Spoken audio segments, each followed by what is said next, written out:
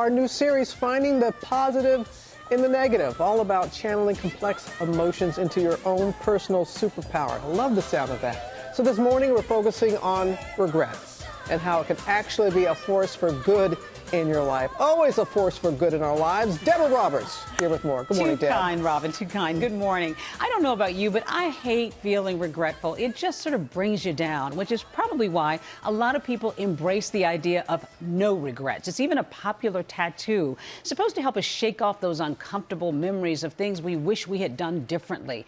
Well, one expert says that we're looking at regret all wrong, that it can actually be a positive emotion in our lives. More than 30 years ago, Cheryl Johnson met her kindred spirit in her sorority sister, Jen Henderson. A lot of my memories with Jen are us drinking Diet Cokes and planning our lives and other people's lives. But not long after graduation, life took over and the dear friends drifted apart. Were you thinking about Jen over the years? Like, I wonder how she's doing. Maybe I should call. You know, I did, but there are also the years turned into literally decades. It felt more and more awkward to say, I'm just gonna call her up. It felt out of reach after a while. Were you feeling like I really regret I let this friendship go by? Yes, 100%. That feeling of regret, universal and to many of us a negative vibe. But in his best-selling book, The Power of Regret, author Daniel Pink says it's not completely a bad thing, that regret can have a positive impact. Done right, regret can be transformative. It can clarify what we value and instruct us on how to do better. Don't ignore your regrets, confront them and learn from them, and they are an incredible force for good. For his research, Pink collected more than 21,000 regrets from people across 100 countries. The responses wide-ranging, like the 42-year-old Idaho woman who regrets staying in a marriage after a betrayal, or the 37-year-old woman in Maine who regrets going to a private college and racking up student debt. People seem to have the same four core regrets. So they're what I call foundation regrets, which are if only I'd done the work. There are boldness regrets, a very big category. If only I'd taken the chance. Moral regrets, which are if only I'd done the right thing. And then finally, connection regrets. These are regrets about the full gamut of relationships in our lives and doing nothing when they drift apart. You say regret can be positive and can be useful if done correctly, if handled correctly. Exactly. So how do we handle it? The way I look at this is a three-part process: inward, outward, forward. Inward. When we make a mistake, when we screw up, the way we talk to ourselves is brutal.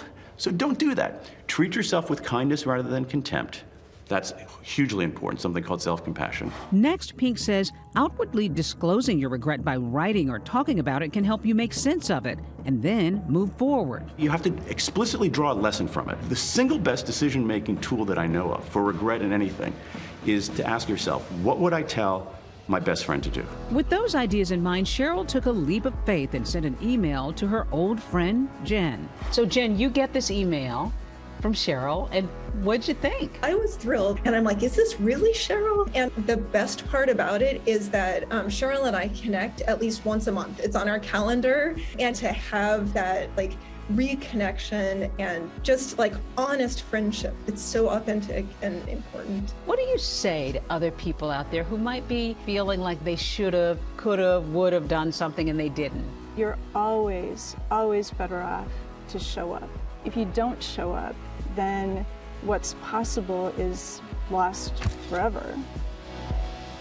And boy, did they show up. Jen says Cheryl's boldness in reaching out actually inspired her to do the same and reconnect with other friends that she had drifted apart from. So one email sparking positive changes, and there's a lot of power we learn now in something we've come to view as negative, including, Robin, fear. As uncomfortable as it sounds, it can actually make you stronger, and I'll tell you about that tomorrow. And grief as well is another one that you're going to get into later this week. A lot of people dealing with that, especially now, so it's very pertinent. I know. I love what he said about self-compassion, you know, how we speak to ourselves. We beat ourselves up all the time, right? And that's what makes us fearful of this whole emotion, right? Okay. Embrace it and deal with it. We're going to be here all week.